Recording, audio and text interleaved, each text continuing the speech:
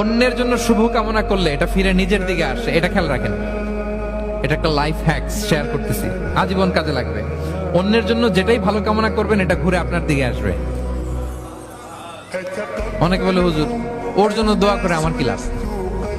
নিজের জন্য আল্লাহ আমারে মাফ করে দাও, আল্লাহ আমারে সমৃদ্ধি দাও, আল্লাহ আমার বেতন বাড়াও, আল্লাহ আমার ব্যবসায় বরকত দাও, আল্লাহ আমার ছেলেরা হাফেজ বানাও, আল্লাহ আমার বউ, আল্লাহ আমার মেয়ে, আল্লাহ আমার আমার আমার সব আমার ভালো আপনি চাচ্ছেন নিজের জন্য, অন্যদের জন্যও চান।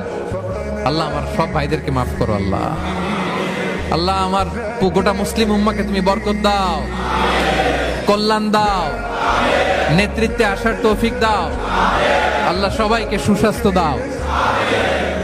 এটা ফিরে আপনার দিকে আসবে।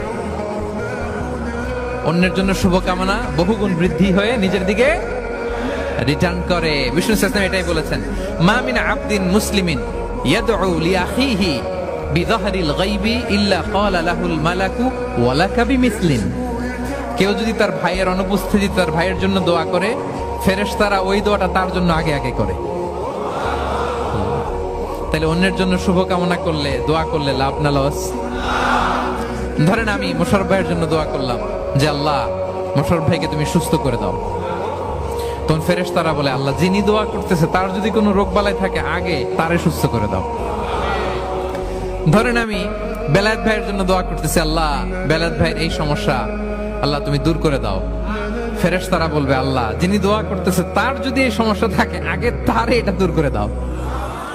ধরেন আমি দোয়া করলাম আল্লাহ আমার এই ভাই, আল্লাহ সে গরিব, তার অর্থের বড্ড অভাব, দারিদ্রতা, আল্লাহ তুমি আমার ভাইয়ের দারিদ্রতা দূর করো। ফেরেশতারা বলে ওয়ালাকা বিমিসলিন, তোমার জন্য এটা, মানে আল্লাহ যিনি দোয়া করতেছে তার যদি অর্থের প্রয়োজন থাকে আগে তার দারিদ্রতা দূর করে দাও। তাহলে বলেন তো অন্যের জন্য দোয়া করলে লাভ না লস? অন্যের জন্য ভালো দোয়া করলে এটা নিজের দিকে আসে। কিসের দিকে আসে?